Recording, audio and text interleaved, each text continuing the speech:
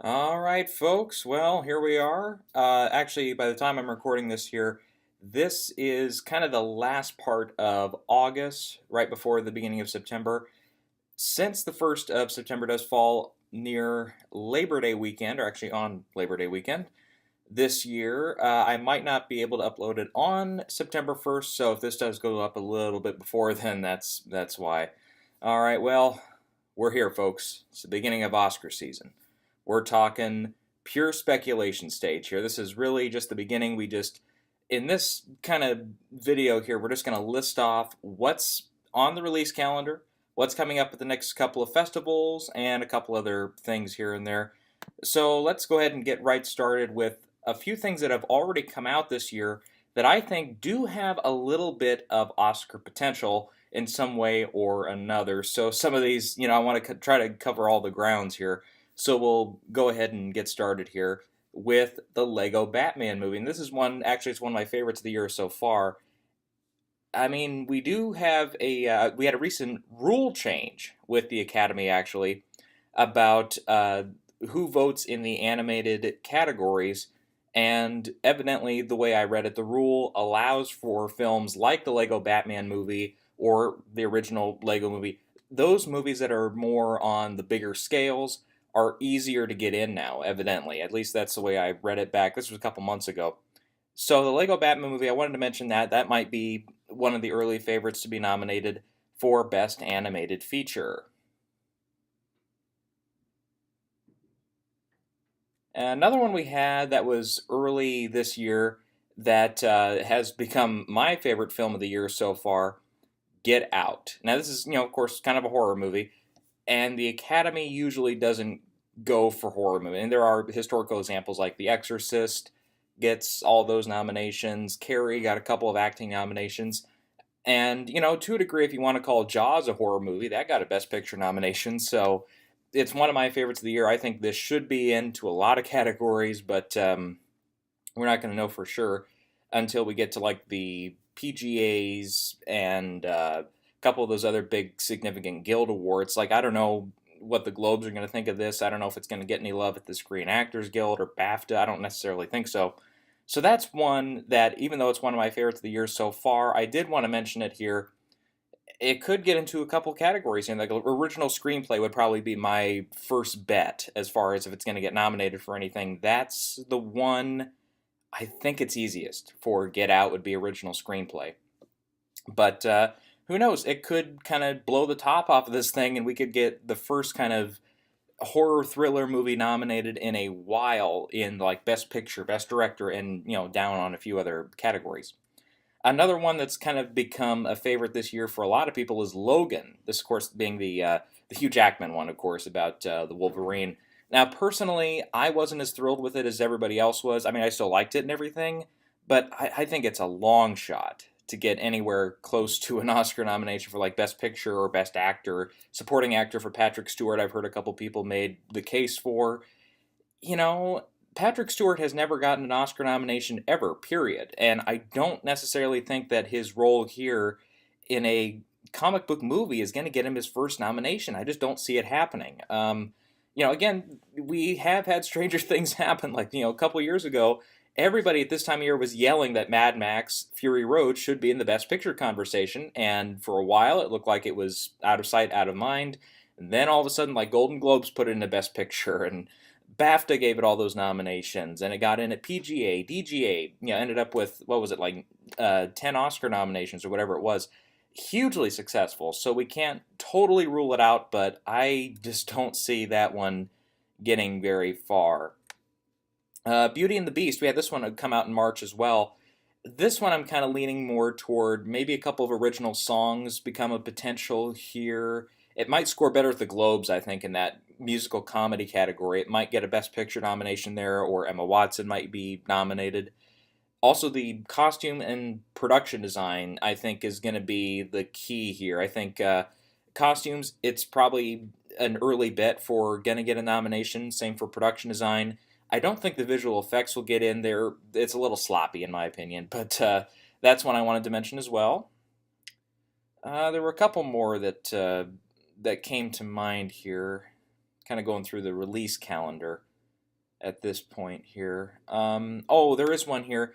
Um, the Promise. Now, this one I'm mentioning just because we had the original song, which is actually the same as the title of the movie, The Promise. That was, oh, I gotta look up. It was Chris Cornell sang the song, and he recently passed away. Sometimes the music branch of the Academy really likes to do that. Like right after we had. Uh, oh, what was it? It was a couple years ago.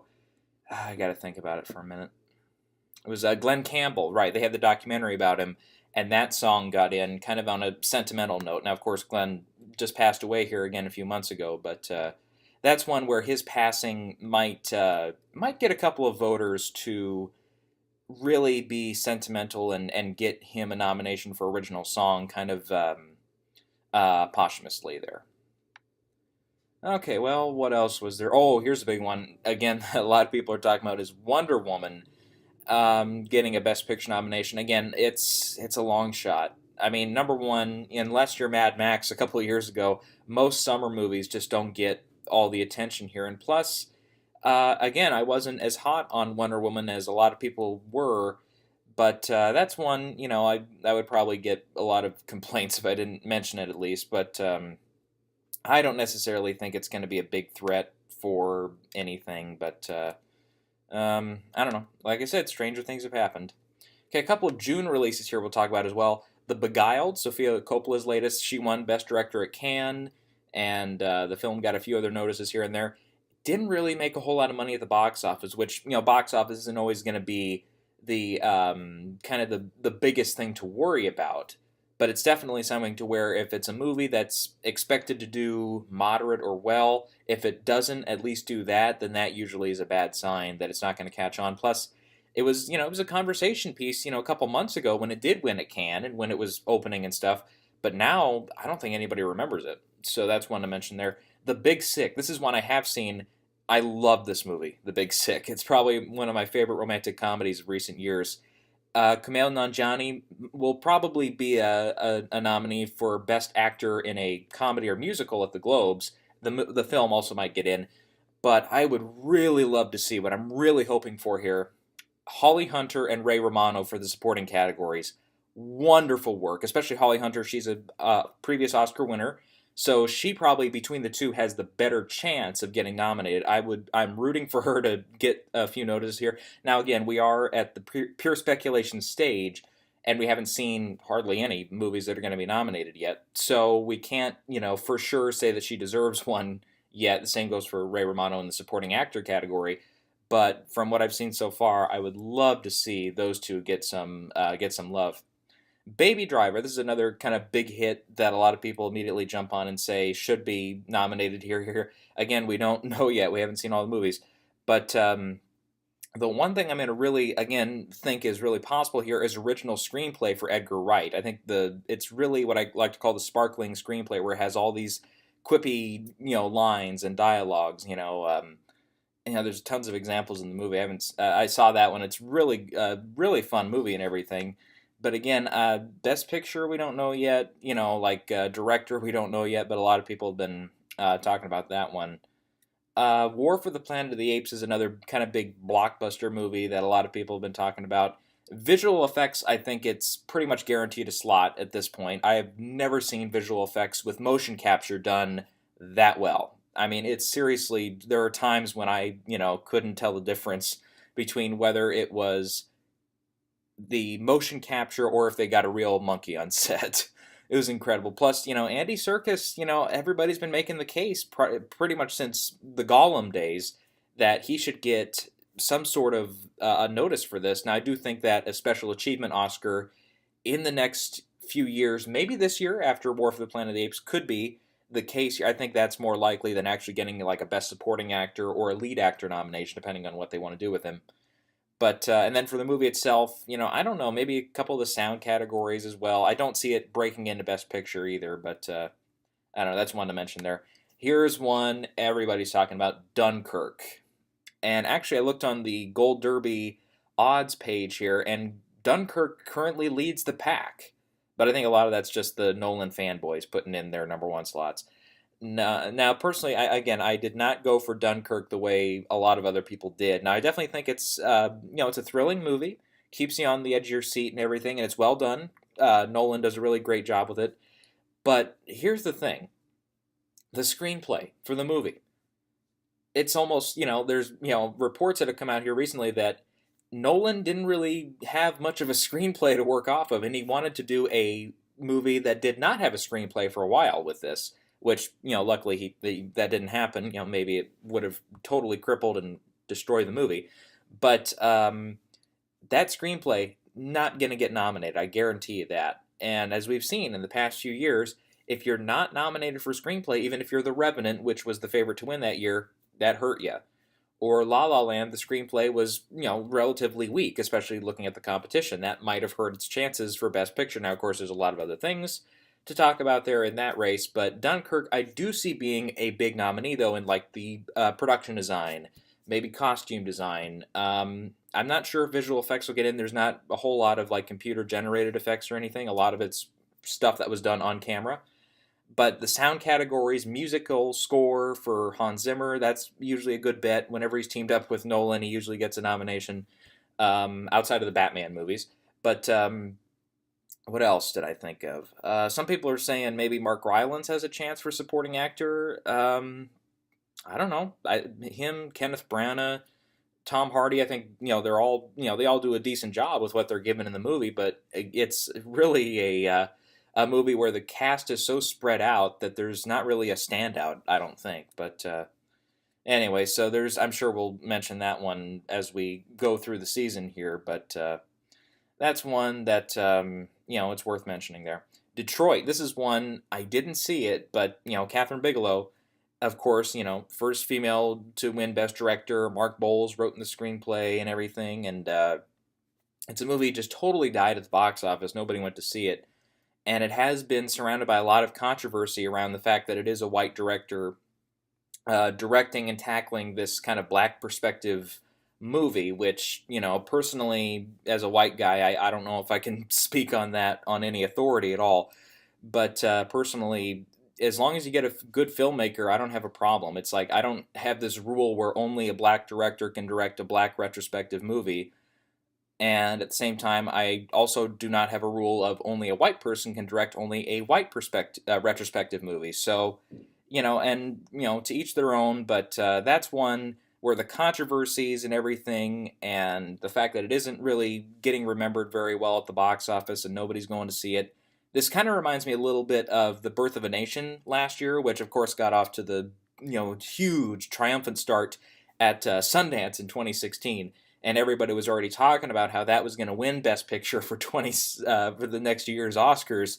Oh boy, yeah. Now, of course, the controversy around that was much larger and much more significant and much more personal than any controversies that have happened so far with Detroit. But this is one where I kind of see it suffering the same fate, where it came out a little too early, the buzz on it was too high at first, and it might get lost in the shuffle. Here's one, I just saw it the other night, Wind River. This is Taylor Sheridan's first time directing a movie that he also wrote the script for. He also directed a small movie a couple years ago, but it's kind of his real coming out party as a director now, as well as a writer. And this guy, you know what, I think he's kind of become the David O. Russell now of recent directors and writers. Because David O. Russell, kind of became a hot ticket for a number of years there, well, until Joy crapped out. But Taylor Sheridan now, I think, has become one of my favorite guys to watch for, either whether he's writing the script or directing in this case. He did a marvelous job with this, and Wind River has actually become my second favorite movie of the year so far. In my opinion, Jeremy Renner should really be considered, for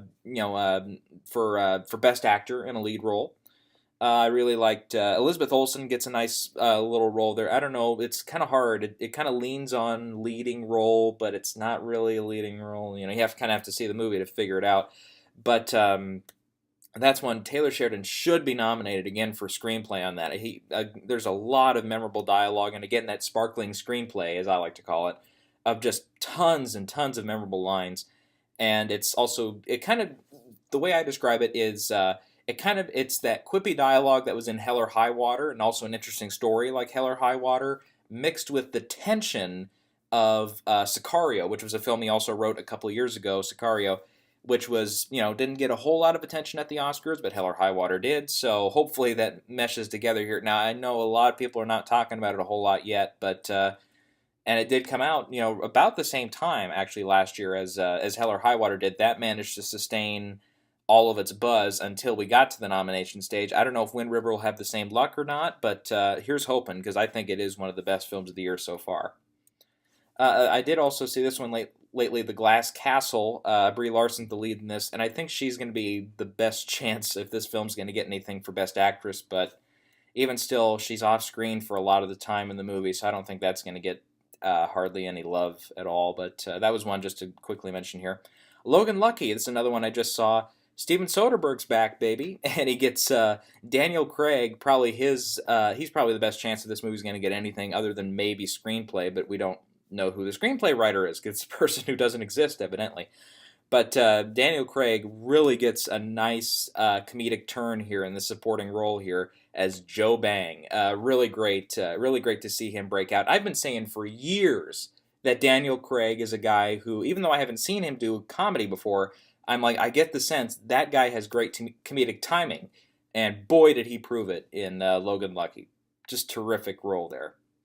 Okay, so now those are movies that have come out so far. And now we get into the minefield of stuff that hasn't come out yet, but that could have some potential Oscar buzz around it. Now, some of these films we'll mention again when we get to the list, because I do have the list pulled up for what's playing at TIFF. That's the Toronto International Film Festival. That's next month. And also the Venice International Film Festival, which, depending on when this video is uploaded, is happening or is about to start. So we'll read off those lists as well. So I might repeat a couple of these down the line.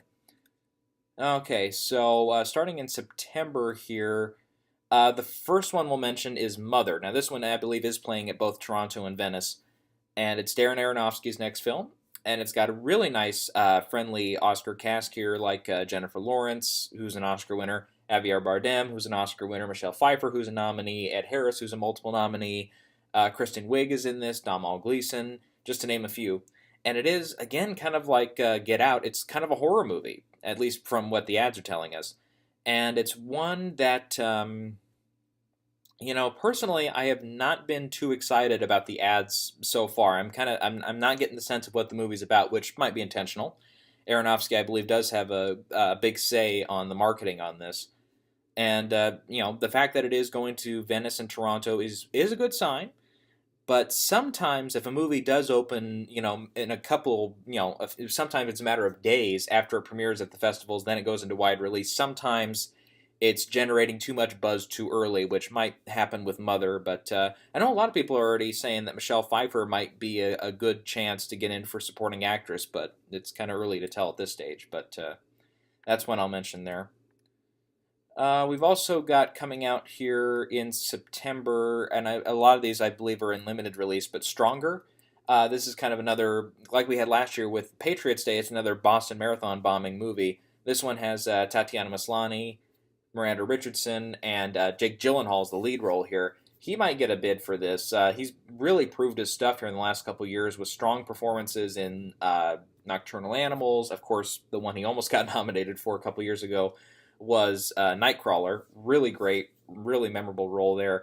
Now here it's kind of more of a, it's a real life story and everything, and it might be one that gets a good amount of buzz behind it. We're not sure yet, but I'd say I think that's one that'll get a couple of attention spots here and there.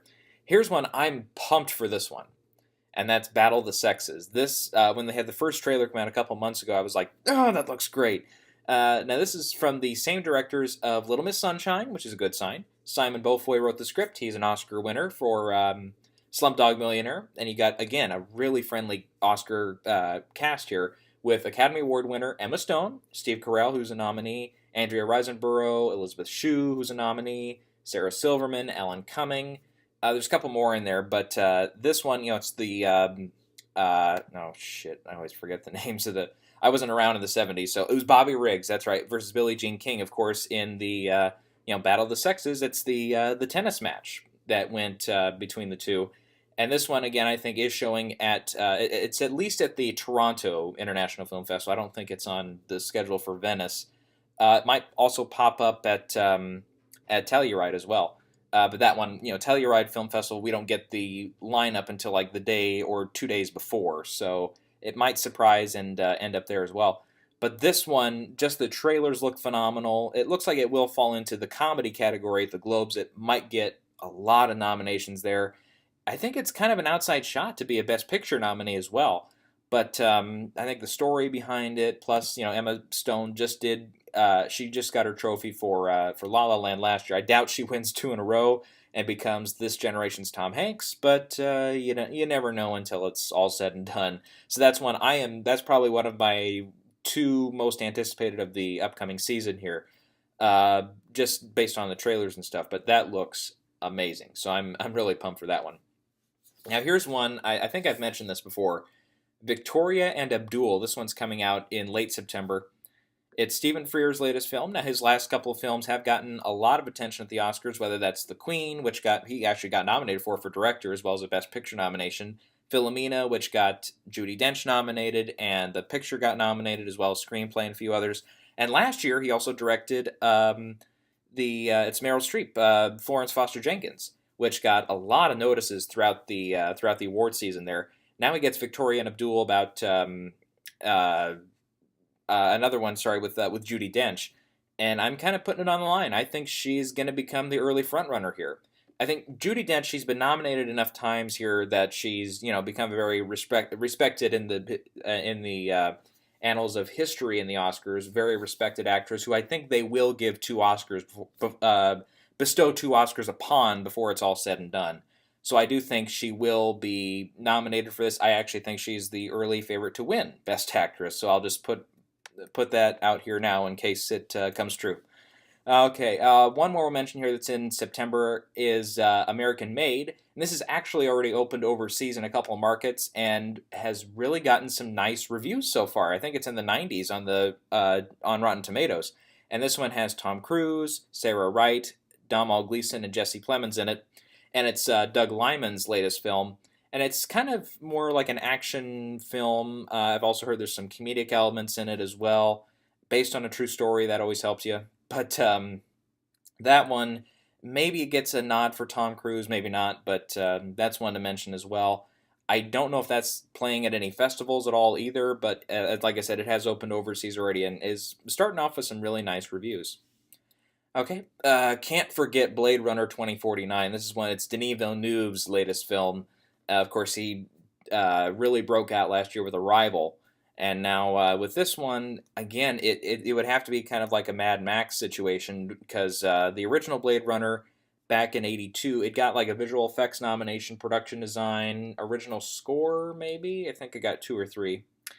But I don't know about this year because they have multiple composers on the score. So that usually knocks out the potential for it to be nominated. Not always, but usually they like it being one composer. I don't know why, but I guess it's one of the rules. Visual effects is probably a good bet. Production design, maybe cinematography. It could actually, this is Roger Deakins is shooting this one, and he is 0 for 13 or 0 for 14 on Oscar wins. It might be, if it's a big enough hit, if people talk about it enough, if it's a really, really, really great movie, it might get him his first Oscar win. So that's one, I'm always crossing my fingers for Roger Deakins to at least, hopefully this is the one, but anyways. Okay, The Mountain Between Us, this is one, it's got Idris Elba and Kate Winslet in it, kind of reminds me of Everest from a couple of years ago. And I think this one is also playing at Toronto. It might be at Venice. I don't know. We'll double check that one. But that one, yeah, it reminds me of Everest, where it's a survival movie. It's set on a mountain. I don't know. I don't think it's based on a true story. I might be wrong about that. But that one, I don't know if it's going to have a big Oscar chance. I mean, just from the previews, it looks like Kate Winslet might be its best bet for a nomination. But I don't know. I don't have high hopes for that one. I'll just put it that way. Okay, here's one, The Florida Project. This is from A24, one of their new releases. I'll tell you what, just from the filmmaker involved, from what I've heard about the story, from the way it's shot, the way the trailer looks and everything, plus the distributor, A24, look out. This could be this year's Moonlight. This could be this year's kind of sneak away hit, The Florida Project. I'm putting all my money on it being that. Plus, Willem Dafoe's in the movie. I've heard he might be the Mahershala Ali, kind of that supporting actor who's in the movie enough to get nominated. He might also win. So I actually have him as possibly the early front runner there as well. But it's Sean Baker's the director, by the way, who did Tangerine, which was the movie shot exclusively on iPhone a couple years ago. That got a few notices here and there. Kind of, again, I think it's on that same path as Moonlight. It's got that October release date. It's from A24, who has been really kicking ass in the last couple years with like getting Room nominated for director as well as picture. Of course, the big thing last year, Moonlight, not only getting 8 nominations, but toppling La La Land. However it happened, it happened. And I think actually the campaigning might have in retrospect, I did a whole like hour and a half video on why potentially Moonlight won, and I think a lot of it, initially I was thinking a lot of it was the race factor, but I think A24 might have a bigger factor in that. I mean, it's whoever's running the campaigns for that studio, they've done incredible work in the last couple of years. One more I'll mention, they also distributed Ex Machina from 2015, and that won for visual effects, which nobody was saying that was going to win that year for that category. So, yeah, that's one. I think it will kind of break out and be this year's Moonlight, the Florida Project. Okay, a couple more October releases to talk about here. Marshall. This is Chadwick Boseman's the star here, and he plays Thurgood Marshall. And, it's another kind of one that'll play on the race factor here. You've got, again, a really Oscar-friendly cast with Josh Gad, Kate Hudson, Dan Stevens, James Cromwell, and, of course, Sterling K. Brown, who really broke out, I think, with the OJ miniseries and now This Is Us on TV. And they might like to get him a nomination for supporting actor here, just to, kind of welcome him to the club the same way Bryan Cranston did a couple years ago with Trumbo. That was kind of based on historical figure. The same could also apply for Chadwick Boseman for lead actor. So that's one we'll mention. I think that one might play at a festival, one of them. We'll double check that. Okay, then we've got Breathe, and this is actually an interesting one. Andy Serkis making his directorial debut with this. He's also working on another version of The Jungle Book, which has, I guess it's kind of more CG heavy than even the Disney one was. But this one, it's got like Andrew Garfield and Claire Foy in the lead roles. Hugh Bonneville has a supporting role. And this one, looks like it's, I think it's based on a true story as well. Kind of looks a little bit like The Theory of Everything from a couple years ago, which was my least favorite of the Oscar nominees that year. But, kind of looks like one of those Oscar bait movies. But again, I think it is playing at one of the festivals here. So I think it's Toronto, by the way. Then we have Goodbye, Christopher Robin. This is from Fox Searchlight Pictures. And it's the story of A. Milne, who wrote Winnie the Pooh. And we've got, again, Domhnall Gleeson is in this one. He's in like 20 movies this year. Margot Robbie is in this one. We're not sure yet if she's going lead or supporting here. If I had to guess, she's probably supporting actor, or rather supporting actress in this case.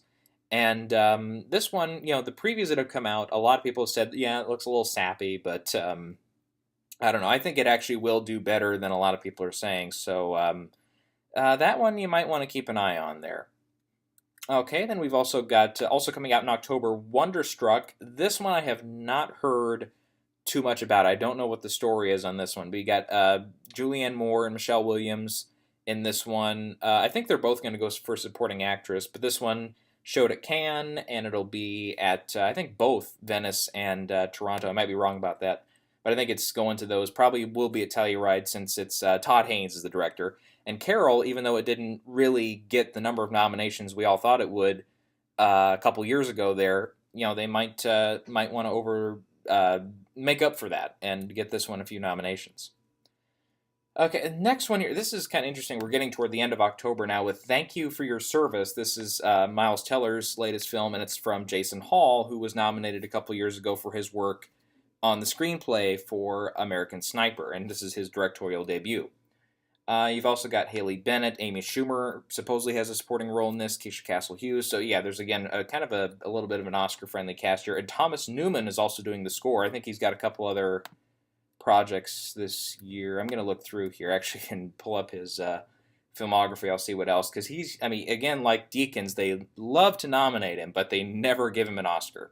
So kind of like, he got in for Passengers last year, and that was a surprise. Oh, Victoria and Abdul. Hey, what do you know? He'll probably get nominated for one of those two then. But this one, the preview for it looked all right, and Miles Teller, I think, is kind of an underappreciated actor. I don't know if he's going to break in with this one or not, but it's one worth mentioning there. Suburbicon. This is actually, I think, going to be a significant one. George Clooney is back in the director's chair for this one. It's his first film that he's directed, I think, since Monuments Men, which was supposed to be a big Oscar hit, then struck out and kind of moved to February, and we found out why. But Matt Damon, Julianne Moore, and Oscar Isaac are kind of the big stars here. And I do think, just from the trailer, from what I've seen, I think Julianne Moore, probably will be nominated for this, for the supporting actress slot. She kind of looks like she's kind of the surrogate mother to Damon's character's child. I can't remember if it's a boy or a girl, but she kind of steps in that. It's going to be at both Venice and Toronto. It will probably also show at Telluride, if I had to guess. And another significant thing here, Grant Heslov is on this as a producer and a co-writer. His work, has got him a couple of Oscar wins, including Argo, a few nominations for a couple other projects George Clooney's done. And the Coen brothers also wrote the script for this. So it's a really good sign that it probably will be in the screenplay category. I think it'll probably be original screenplay. I don't think it's based on any already existing material. But it's also got Stephen Mirone as the editor. He was nominated a couple years ago for The Revenant. Robert Elswit, is the cinematographer. He usually gets nominated. Alexander Desplat, is the composer. He usually gets nominated. So it's got potentially some good bids also for the technical categories. Maybe Matt Damon breaks in for Best Actor here. Clooney could get his first nomination for director in a while. And it is, from the trailers, it kind of looks like a crazy mob version of Pleasantville, which, hey, sign me up for that. I think that looks excellent. Okay, another A24 film to kind of look out for here, The Killing of a Sacred Deer. This was showing at Cannes. It's Yorgos Lanthimos, I think I'm pronouncing his name right, his latest film, and he's teaming back up with his Lobster star of Colin Farrell, and he's got Nicole Kidman is in this. Alicia Silverstone, I guess, has a small role in this. And it played at Cannes. A lot of people really liked it. It kind of looks like a really weird, fucked up movie. I saw the preview a couple of days ago. It does look, fucked up, I think, is the only way you can describe it. But and I can't even tell you what the plot's about, because it's just kind of these images. But this one, it's opening right before right before Halloween, and then is actually going to open overseas in the middle of November. So that one, it might actually play better at BAFTA and all that. But that's one. It's A24. Weirder things have happened. So we'll mention that one here. Okay, here's one. I don't know anything about this. Roman Israel Esquire. Oh, wait, hang on. Wait. Yeah, okay, I do know a little bit about this one. This one, I guess the title just came in, but this one I've actually been reading throughout the summer here. It's Dan Gilroy. This is his first film since Nightcrawler, which was an excellent first film. It stars Denzel Washington, Carmen Ejogo, if I'm pronouncing that right, and another one with Colin Farrell. And this is about Denzel plays a lawyer who has to go and fight with the enemy, I think, because his longtime partner died. It's a kind of one of those lawyer movies, which, have been known to be big nominees at the Oscars. And, there is the argument that that Denzel probably should have won last year for Best Actor. So I think I have him getting in, I think, potentially as Best Actor here on that one. Okay, another one that's opening, and then we're into November, by the way, here. In early November, Last Flag Flying. This one, I think, will be, alongside Battle of the Sexes, my most anticipated of these little Oscar bait kind of movies. This is Richard Linklater's latest film, and this is, it's based on a novel, but it's a spiritual sequel to The Last Detail, which, Jack Nicholson back in the 70s. Seriously, look up and see that movie if you haven't seen it. It is awesome. a little profane, a little, might not be considered PC by today's standards, but if you look back and you kind of watch it in the style of what it was made, and kind of with that retrospective, this is the '70s, this is while Vietnam's going on kind of story, it's an excellent watch. But this one, Bryan Cranston, Steve Carell, and Lawrence Fishburne are the stars here. And like I said, Linklater is the director. He's also a co-writer on the project. And just the trailer actually just came out here a couple days ago. Looks like it's going to be a nice dramatic film with dramatic scenes and everything. And it'll probably have the screaming and the yelling scenes between the three main characters that usually get to your Oscar nomination. But it also looks like it'll have some comedic beats, which Linklater, I think, really nicely put in with Boyhood a couple years ago. That saved that from being a total slog was the nice comedic moments and the nice stuff like that that's thrown into an otherwise pretty serious movie. But yeah, just the fact that it is that spiritual sequel to Last Detail, I think, really will get some Oscar voters on board. And so this one, I am pumped, really pumped to see that one. Okay, then we get a pretty star-studded adaptation here, and it's a remake, Murder on the Orient Express, and this one's directed by and stars Kenneth Branagh. We've got Penelope Cruz, Willem Dafoe, Judi Dench, Johnny Depp, Josh Gad, Derek Jacobi, Michelle Pfeiffer, Daisy Ridley. Did I miss anybody? Probably. But this one, I don't think it's showing at any of the festivals. It's just going to open, I think it's the first weekend of November, or early November at any rate. And this one, again, they had a preview go out a few months ago, but it's kind of looks like it's going to be a really fun adaptation of the novel. And, of course, there's tons of other screen versions of it and TV movies and everything, and one of the more popular Agatha Christie adaptations. But it looks like a fun movie. So I don't know if it's going to get into, I don't know if it's going to go drama or comedy at the Globes, but that might get it a nice start. But, yeah, we'll see how that one goes. Okay, we got Rob Reiner's latest film, LBJ, of course, about Lyndon B. Johnson.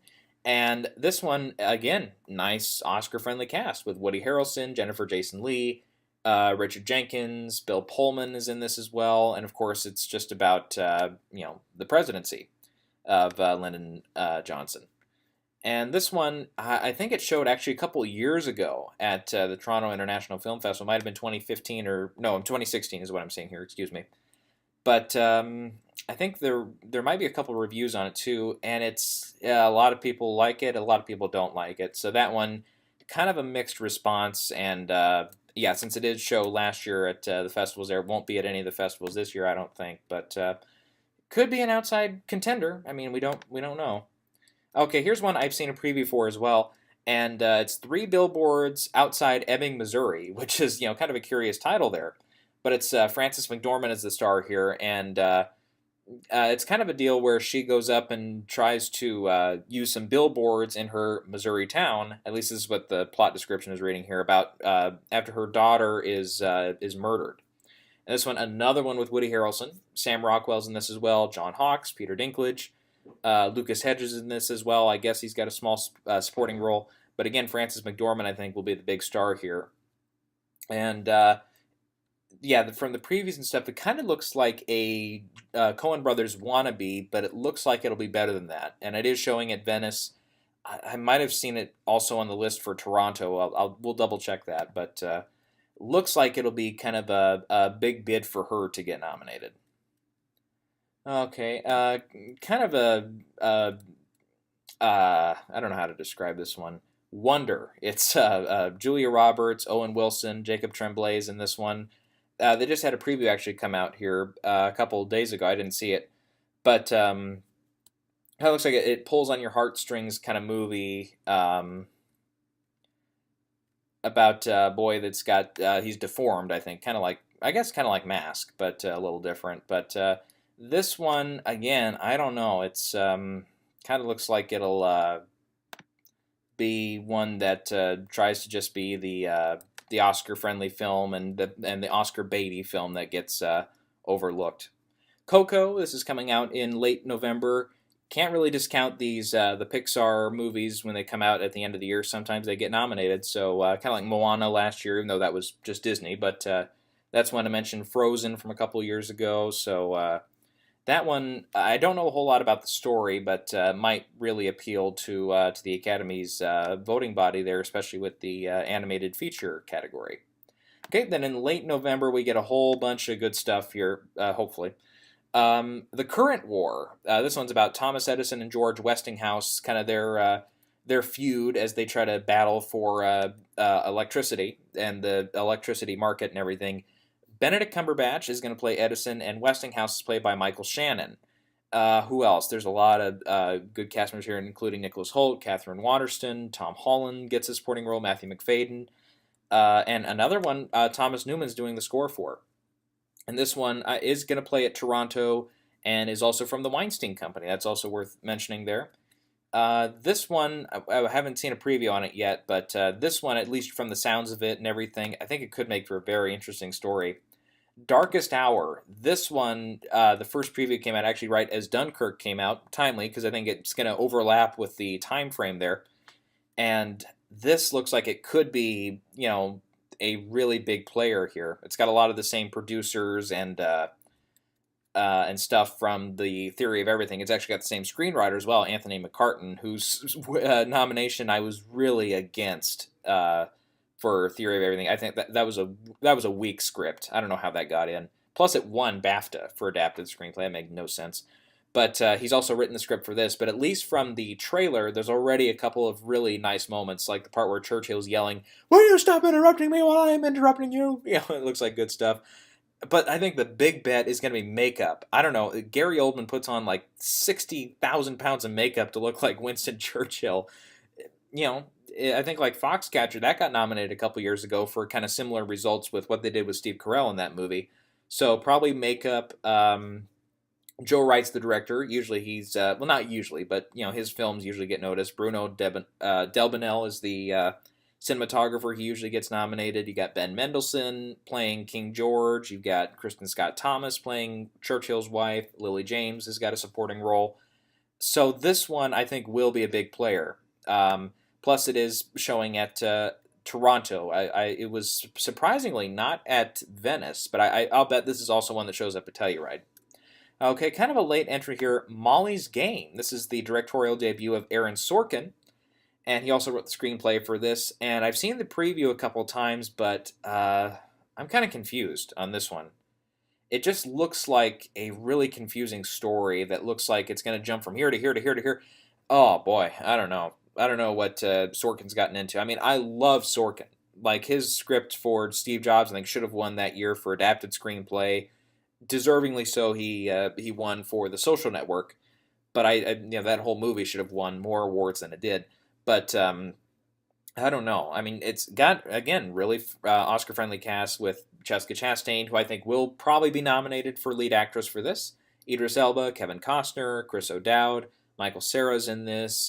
Graham Greene I see as like a judge character or something, and Brian Darcy James is in this as well. And this one, it is showing at TIFF, so kind of was recently added there.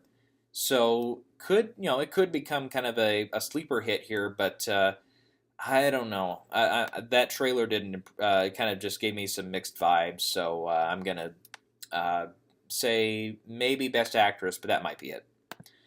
Okay, here's another one coming up here. This last November 24th is this one. Remember this. Call Me by Your Name. This is actually the one I've put out front to be the front runner for Best Picture at this stage. It showed at Sundance, and everybody who saw it at Sundance loved it. Didn't read a bad word about it there. I had misread. I thought it also screened at Cannes, but I'm not seeing any other evidence of that. But it's directed by Luca Guadagnino, I think is how you pronounce his name. I think he's going to be a name to remember here. And it's got Armie Hammer, Timothy Chalamet. He's going to be the lead actor, Timothy. And I have him getting in. Armie Hammer and Michael Stuhlbarg in this. I've heard those two get their best work in a long time on this. So, and it's also from Sony Pictures Classics, who usually gets a few slots for Best Picture. And this one, it's written by James Ivory as well. And Ivory, of course, pretty historically loved screenwriter at the Academy. I think he also got a couple nominations for producing as well, or sorry, for directing. Excuse me, for directing, like Room with a View, Howard's End, Remains of the Day. I mean, there was like a state there, yeah, in the late '80s, early '90s, where pretty much every film he came out with got nominated in some way or another, including picture, director, screenplay, a few of the actors, and everything. So that's one that. When it comes out, it probably will be late December before I'm able to see it, but looks like it'll be a terrific movie. Okay, and sorry, I lied. I have one more most anticipated of the upcoming season here. The Disaster Artist. Oh my god, I cannot wait for this movie. Okay, full disclosure here if you're not on board yet. The Disaster Artist is the story of the making of the film The Room from 2003. It's kind of a cult movie. Just as soon as you're done watching this, if you've never heard of The Room, go ahead and search The Room and look up like the funniest scenes. Cause oh my god, I can't do it justice. But oh man, it's a terrific watch. The original movie. I mean, it's so bad that you have to laugh at the fact that they tried to make this a drama film. But anyway, so the movie has a lot going on. James Franco is the director, and he also is the star. Kind of fitting because The Room was also directed and starred the same person, Tommy Wiseau, who has become a very famous personality on YouTube and stuff for his stuff. But James Franco, his brother Dave Franco, plays the co-star in the movie, Greg Sestero. Seth Rogen plays the script supervisor, Sandy. He looks great. You've got Josh Hutcherson as one of the actors. Zac Efron's in the movie. Who else? Bryan Cranston's in the movie. Jackie Weaver, Hannibal Buress, Alison Brie, I think I see is one of the actresses as well. Sharon Stone, Melanie Griffith. Who else did I see here? Zoe Dutch, Kate Upton. It's kind of like everybody compares it to like The Player, I think, is the one where it's got all these kind of big star cameos and stuff. Plus, it's got the same screenwriters from 500 Days of Summer and The Spectacular Now, Michael H. Weber and Scott Neustadter. I don't know. I haven't met the guy, so I don't know his name. But and those two are terrific writers as well. But I mean, they had a preview also come out here a few months ago, and it's another one from A24, so look out. But this one premiered actually at South by Southwest in March to rave reviews. Everybody down there loved it. And yeah, this looks freaking phenomenal. The trailer had me in stitches. And it's one that I really hope breaks in and gets a Best Picture nomination, just to kind of be, and a lot of people also been comparing it to Ed Wood, because it's a great movie about bad movie making, which, is becoming kind of a rarer option these days. But I really hope this one goes all the way and gets a lot of nominations. I think the Globes will probably love it a lot, and Franco will probably get nominated there, probably for more for acting than directing, but you never know. And yeah, this is one I am really looking forward to seeing this one when it finally comes out. It'll be limited in the beginning of December, and it's supposed to go wide by Christmas. So, god damn, I'm looking forward to that one. Okay, you can never discount Woody Allen, especially when his movies have not opened at this stage. I mean, usually like Irrational Man and a couple others from recent years usually open toward the end of July. But he's got Wonder Wheel coming out here, and this is actually going to open in December. And it's going to be at the New York Film Festival. I think it's actually the opening night. It's either opening or closing night, excuse me. I can't remember. It's a closing night film, that's right. Okay, and Kate Winslet's going to be the star here. I've heard she'll probably be the biggest buzz from this one. You can't discount. It's also got a nice supporting cast with Justin Timberlake, Juno Temple, and Jim Belushi, to name a few in there. And I don't know much about the story. I don't think anybody does, but Woody Allen, you can never discount him. So might get a couple bids here and there. Here's one I think will be kind of a bigger player than a lot of people think. Some people think. I think a lot of people do think it will be a big player, and it's The Shape of Water. This is Guillermo del Toro's latest film, and I see him being like a multiple nominee this year. I think he will get in for directing the movie. He's also a screenwriter on the movie as well. But this one stars Sally Hawkins, Doug Jones, Michael Shannon, Octavia Spencer, Richard Jenkins, Michael Stuhlbarg again. Again, a lot of multiple actors showing up in multiple films this year. But this one, it's going to be one of the first films shown at Venice. It's also going to be at Toronto. Very likely it'll end up at Telluride as well. And it's kind of about kind of a love story between a kind of sea creature and a woman who's kind of like the average, an everyday woman, but played by Sally Hawkins, by the way. And Doug Jones, I think, will be the creature. I mean, the preview came out. I haven't seen the preview yet, but a lot of people raved about the trailer and stuff. And yeah, I think it will be a Best Picture, Director. Get all those nominations there. Okay, as we come up to the end of December and we get toward the Christmas releases, we've got 4 more we'll talk about here. Downsizing. This is Alexander Payne's latest film, his first film since Nebraska, which I love Nebraska. But he's teamed up with his old screenwriter Jim Taylor for this one, and again, a really Oscar-friendly cast. Again, another one starring Matt Damon, Kristen Wiig, Christoph Waltz, Alec Baldwin, Neil Patrick Harris, Jason Sudeikis is in this one as well. Margot Martindale has a supporting role. Laura Dern, Joachim de Almeida, that's who it is. And supposedly Bruce Willis also has a supporting role in this, or a cameo or something. But this is actually going to be the opening night film for Venice Film Festival, and I think it is also showing it at Toronto as well. And this one, I don't know much about the story. I guess it's about somebody who gets kind of shrunken down, and kind of one of those things. So maybe visual effects. I mean, we don't know. But I do have this one getting in for like picture, probably a couple of like screenplay, and a couple other nominees here and there. But that one, I think it's Paramount. That might be one of their bigger releases of the Christmas season. Here's one you can never discount when Spielberg has one out. So this one, The Post. It was also previously titled The Papers. It's about the Pentagon Papers and the Washington Post, and Ben Bradley, and a couple of those kind of more historical figures there. And of course, they wanted to get it out now because it's such a timely topic. And it's one that, he's got his usual crew on there, including Janusz Kaminski is the cinematographer, John Williams is composing the music, Michael Kahn's the editor, you've got Tom Hanks is going to have a supposedly lead role as Ben Bradley. I don't know. We don't know where he's going to end up yet because we don't know much about the film. But anyways, this one we've also got Josh Singer, who just won his Oscar for Spotlight, so that's also something to mention here. But, I mean, listen to the supporting cast, and, I mean, always, Spielberg always gets a great supporting cast in there. But Meryl Streep is going to play Kay Graham, who's also a significant figure here.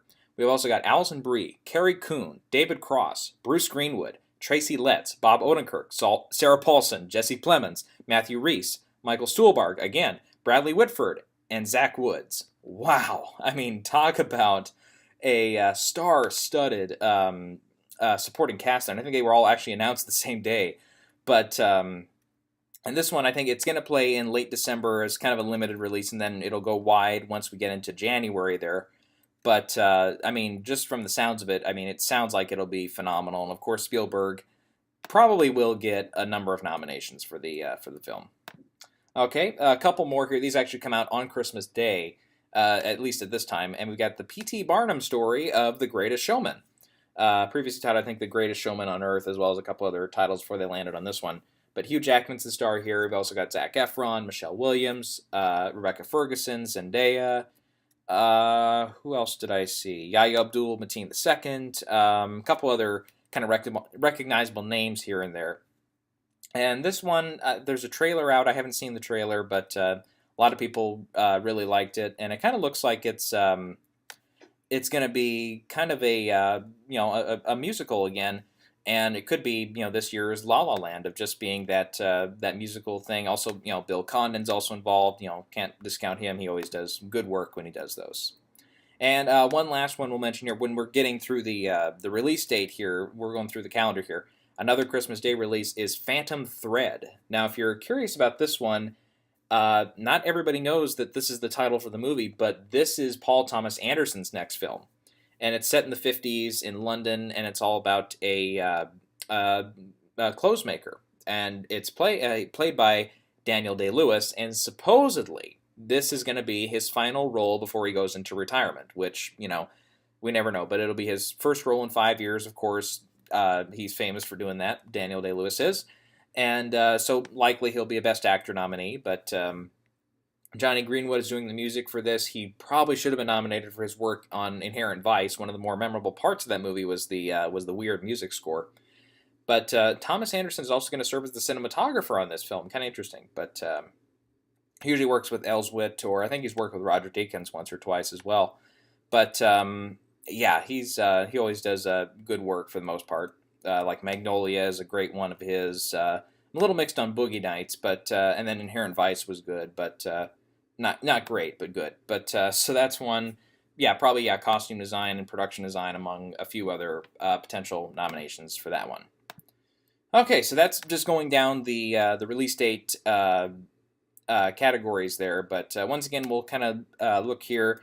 We're going to first look at what's happening with Venice this year. We're going to look through a couple of the key films showing there. So we already mentioned Downsizing is the opening night film. We've also got Mother, The Shape of Water, Suburbicon, 3 Billboards Outside Ebbing, Missouri is going to play there, and these are all in competition for the top award there. Out of competition is Victoria and Abdul. That's also going to play there. There was one other one I saw, but I can't find it now. Anyway, so I might have mentioned it already in the other ones, but those are showing at Venice. And Toronto, these are kind of in alphabetical order here. We got Borg McEnroe. I don't know if this one's actually got a release date yet, at least here in the States, but it's going to show outside of the States starting in Sweden, I'm reading here in September. Another tennis movie with this one. And this is Shia LaBeouf is actually going to play John McEnroe with Severe Gudnansson as Bjorn Borg, who, of course, had their big rivalry in tennis as well. So that's one. Stellan Skarsgård also gets a supporting role in this. We'll see if maybe it's going to get picked up, or they're going to save it for 2018. But I've heard this might actually be the first bid in a while for Shia LaBeouf. Okay, then we've got Breathe with Andy Serkis. That's going to show at Toronto, The Darkest Hour. Here's one I didn't mention yet. Film Stars Don't Die in Liverpool. This is Annette Bening playing Gloria Graham. We've also got Vanessa Redgrave is in this. I believe I read Judi Dench is in this as well. I might be wrong about that. But Julie Walters, Jamie Bell. So it's got, again, a kind of a friendly cast there.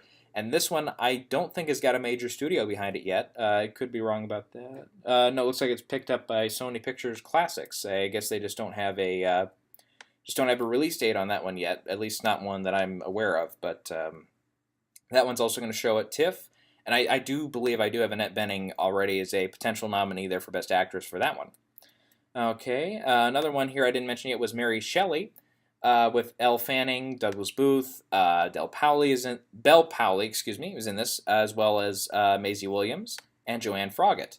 And this one, it's about the life of the author, Mary Shelley, who, of course, wrote Frankenstein. Now, from what I've heard, this might be more about just her life than the actual writing of Frankenstein, but we won't know till we see the movie. But this one is showing at TIFF, and as far as I know, again, does not have a release date. So this one maybe gets picked up and gets put in at the last minute, or could be saved for 2018. Another one here. This one showed at Sundance as well. Was Mudbound, and this is actually going to go on Netflix. We'll see if Netflix can break in, because remember a couple years ago with Beasts of No Nation, that one they played it all wrong. I mean, to put it online at the same time as the limited theatrical release, I think killed it. That's what killed its chances. But we'll see what happens here. But I think Amazon did it right last year with Manchester by the Sea by putting that in theaters like a full 2 or 3 months before it went to streaming on there. So I think if Netflix can figure that out, then they might do better this time, or maybe the Academy will be more receptive now that it's been a couple years to the idea of nominating or seeing at least a Netflix film. This one's got Carey Mulligan, who might be in consideration for lead actress, Garrett Hedlund, Jason Clarke, Jason Mitchell, among a few of the cast members there. But that one, it's going to stream on Netflix actually starting in November. So we'll see if that one can do better than Beasts of No Nation, at least with getting some nominations and stuff. Okay, we already mentioned like The Mountain Between Us is going to play at TIFF. Stronger will be at Toronto. We've also got Battle of the Sexes. I think we mentioned that one. Call Me by Your Name. What else? The Current War, Downsizing, we already mentioned. The Florida Project as well. Here's one. I, Tonya, about Tonya Harding. Famous ice skating. The big incident there with the other names escaping me. I think I saw there was a 30 for 30 on this a couple months ago on TV, and I caught a little bit of it, but it was kind of more about at that point it was all talking about how her accomplices were stupid and left a trail of money that led them to being arrested, and they ratted her out or something. But Margot Robbie is actually the star playing Tonya Harding, and you got Sebastian Stan as a supporting role in this, Allison Janney, Julianne Nicholson, so some good names in there. Might be the first time Margot Robbie gets some awards contention here. Again, doesn't have a release date at this point, so Miramax is going to be behind it. So we'll see if they can get a release date on it and make sure it gets played in time. Lady Bird, this is kind of interesting. Greta Gerwig, who's been doing great work in the past few years. This is her directorial debut, and she also wrote the screenplay for this. But Saoirse Ronan is the star. Laurie Metcalf is in it. Lucas Hedges, Tracy Letts, Timothy Chalamet again. Laura Marano. Who else do I recognize? Stephen Henderson, I guess, has a small role in it. Don't know much about the story here, but A24 picked it up and they kind of put it in at the last minute here at TIFF, but it will open in November. I guess I didn't have that one on the release schedule yet either, but we'll see if that one can get some bids. I don't know what the story is on that one. Let's see. I mentioned Molly's Game and Mother are going to play at TIFF as well. We're kind of getting toward the end here. The Shape of Water, Suburbicon we mentioned. We mentioned 3 Billboards Outside Ebbing, Missouri is also going to play here. Victoria and Abdul. Oh, kind of an interesting one here is Unicorn Store. This one, I've kind of read a little bit about it, but Brie Larson, this is her directorial debut, and she's also a producer on the film, and she will also be the star. And you've also got Samuel L. Jackson, Bradley Whitford, and Joan Cusack in this. Again, I don't know anything about the story, but it's one I kind of mentioned since she won Best Actress a couple years ago.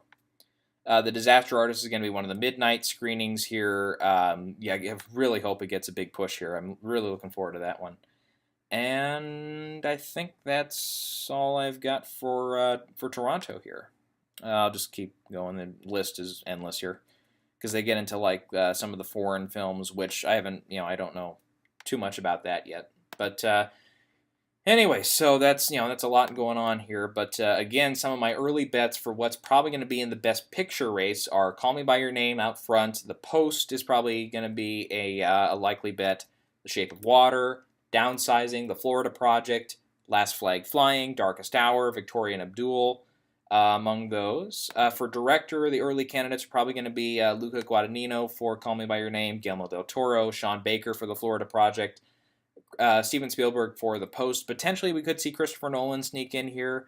Alexander Payne, Paul Thomas Anderson, among a few others there. Again, my leading bid at this time for Best Actress, kind of an early bet here again, is Judi Dench for Victoria and Abdul. Might be her only chance to get that second Oscar win. I mean, we don't know. I don't think she's announced retirement by any means, but you never know when you have an actress like that. And then she also, for many years, she only did TV work, so she might drop out of film as well. Annette Bening is also probably an early bet for Film Stars Don't Die in Liverpool. Jessica Chastain, I mentioned.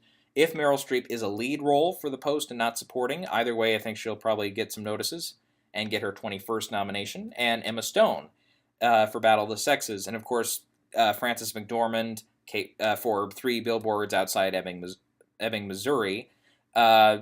Wonder Wheel for Kate Winslet potentially, Jennifer Lawrence potentially for Mother, and Carey Mulligan again for Mudbound. Okay, then for Best Actor, I think Gary Oldman will probably get some nods for Darkest Hour. Timothy Chalamet for Call Me by Your Name. I'm going to bet on Paul Thomas Anderson's film Phantom Thread for Daniel Day-Lewis. And Denzel Washington for Roman Israel Esquire. And I'd love to see, again, Jeremy Renner nominated, but kind of early call at this point. For supporting actress, again, I'd love to see Holly Hunter nominated, but Julianne Moore is probably more of a safe bet. Kristen Scott Thomas maybe for Darkest Hour. Michelle Pfeiffer maybe for Mother. I've heard a little buzz about potentially Mary J. Blige for Mudbound. She has kind of a supporting role there. Might be a name to look out for. And also, I think Sarah Paulson, she hasn't been nominated at the Oscars for anything yet, and she hasn't had a whole bunch of big Oscar-friendly roles yet. The Post might be that first offering for her. And then for supporting actor, I think, yeah, again, Willem Dafoe is the first one I'm going to put any money on. Michael Stuhlbarg and Armie Hammer for Call Me By Your Name, they might both get a slot, or maybe they fight over one of those slots. Ray Romano for The Big Sick. I think Steve Carell might actually be the one that comes out of Last Flag Flying that gets the nomination between those three, but also Lawrence Fishburne we can't count out. I don't know if they're going to go all supporting or if they're all going to go lead. I wouldn't suggest that, but you got to at least put one of them in the more likely they're going to put one in the supporting, or excuse me, one in the lead, two in the supporting, or vice versa, or whatever they want to do. But anyways, yeah, I think of the three, I think Steve Carell is probably, his role, I think, is the one that's going to be the most significant in the movie. His son is the one that dies, and they're going to recover his body, I think, is the story of the movie. So his role, I think, will be the most significant of the movie there. And also, I've heard a little bit, again, I haven't seen it, but Detroit, I've heard the one actor that kind of look out for there is Will Poulter, who, just from the ads, yeah, looked like he had kind of the more intimidating role as one of the cops there. So, nah, you never know. All right, well, like I said, this is kind of the early stages here. We're in pure speculation. We don't know what's going to happen. And again, we kind of listed off some films that have already come out, some films that are going to be playing at the festivals, and all that other stuff. So we'll check up periodically here, and then when we get to the end of the festival circuit, when we kind of get our first early signs of who could be the front runner and who could be nominated here, who could be nominated there, then we'll get into more solid talks and stuff. But but I've kind of noticed in the past 2 years we've gotten this pattern, actually back since 2009, where 2009 kind of out of the festival circuit and stuff, we had The Hurt Locker was kind of the early favorite to win. And then 2010, it looked like Social Network, but then it got taken down by The King's Speech. Then in 2011, The Artist took over, and that was the winner all the way through. 2012, we had all sorts of movies out front at first, and then Argo took over and won, so that one was really mixed up. 2013, we had some scares, but 12 Years a Slave sustained all its energy and won Best Picture. For 2014, Boyhood was out front, and then that turned into Birdman's big victory. 2015, Spotlight was kind of the early frontrunner, and despite The Revenant, it did end up winning. And of course, last year, we had all our money on La La Land early on, but then that one, got usurped by Moonlight. So we've had this pattern here to where every other year, either by the end of Toronto or whatever, whoever is out front sustains and stays there and wins. But every other year, it's the opposite case where we have a front runner that eventually gets taken down and something else comes up and wins. So we're on the pattern, on that pattern, we're on the year to where whoever really comes out strong and in the lead after the Toronto International Film Festival, and once all those kind of big three, the Venice, Telluride, and Toronto are all done, whoever is kind of the front runner status then wins. So we'll see if that remains true. But I've noticed this pattern here, so we'll see if it keeps up. So, I might, I'll probably go into that in another video later on down the line, but I'll say, guys, help me here. Don't persuade me to change this off, or don't, help me get persuaded to not change on this film, because, the way the numbers have gone, whoever leads after Toronto is going to win the whole thing. So we'll see what happens here. But it's the Oscars. I mean, you never know what's going to happen. So as we begin the Oscars at a glance here with the pure speculation stage, everybody welcome back. And we'll catch you guys next time. We'll probably, again, we'll come back after the end of Toronto. And once all those big three festivals are over, we'll kind of chat up and see who came out on top and who came out on bottom. Because there's usually one or two that look like they're going to be good bets, and then they get totally crushed. So, that's kind of the big thing also that's really fun about the Oscars. You always have somebody who comes out being a bigger player than even you thought they would be. And then there's also players that you thought would be big who totally crash and burn. Okay, that's the fun competition part of it. So, we'll catch you guys next time.